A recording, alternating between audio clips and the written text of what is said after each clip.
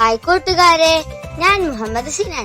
ഇന്ന് ഞാൻ വന്നിരിക്കുന്നത് വീടുമായി ബന്ധപ്പെട്ട കുറച്ച് പഴഞ്ചൊല്ലുകളുമായിട്ടാണ്. എന്നാൽ നമുക്ക് വീഡിയോയിലേക്ക് കടക്കാം.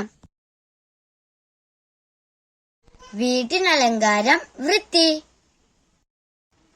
പൊന്നു കായ്ക്കുന്ന മരമായാലും പുരയ്ക്കു മീതെ ചാഞ്ഞാൽ വെട്ടണം. വീട്ടിലുണ്ടെങ്കിൽ വിരുന്നുചോറും കിട്ടും. പുരയ്ക്കു തീപിടിക്കുമ്പോൾ വാഴ വെട്ടുക. വീടിനേക്കാൾ വലിയ പടിപ്പുര നന്നല്ല. വീട്ടിൽ വെണ്ണ വെച്ച് അയലത്ത് നെയ്യരക്കുക.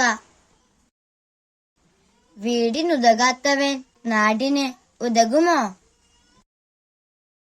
വീട് പൊളിച്ച് പടിപ്പുര നന്നാക്കുകയോ? കടം വാങ്ങി വീടെടുപ്പിക്കരുത്. പുരയ്ക്കുമീതെ വെള്ളം വന്നാൽ അതിനുമീതെ തോണി.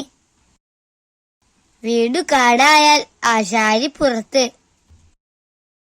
വേവുന്ന പുരയിൽ നിന്ന് ഊരുന്ന കഴിക്കോൽ ലാഭം. വീടാടാതെ തിന്നും, ആന ആടിത്തിന്നും. വീടായാൽ ഒരു നാഥൻ വേണം, കാടായാൽ ഒരു കടുവ വേണം. വീടും വിളക്കുമായിരുന്നാൽ നാടും നടപ്പും വേണം. വീടും കടത്തിന് ഈട് വീടും പറമ്പും. വീടും കടത്തിന് നാടും പണയം. വീടിനെ കാത്ത നായും കാടിനെ കാത്ത നരിയും വെറുതെ പോകയില്ല. വീടിനലങ്കാരം പൊണ്ടാട്ടിയും മക്കളും, കഞ്ഞിക്കലങ്കാരം തേങ്ങയും മാങ്ങയും. വീടിനും നാടിനും അടങ്ങാത്തവൻ കുഴിക്കടങ്ങും. വീട്ടിലെ കാരണവർക്ക് വാഴച്ചോട്ടിലും കിടക്കാം. വീട്ടിലെ കാരണവർക്ക് അടുപ്പിലും തുപ്പാം. വീട്ടിലെ കാര്യം നാട്ടിൽ പറയരുത്.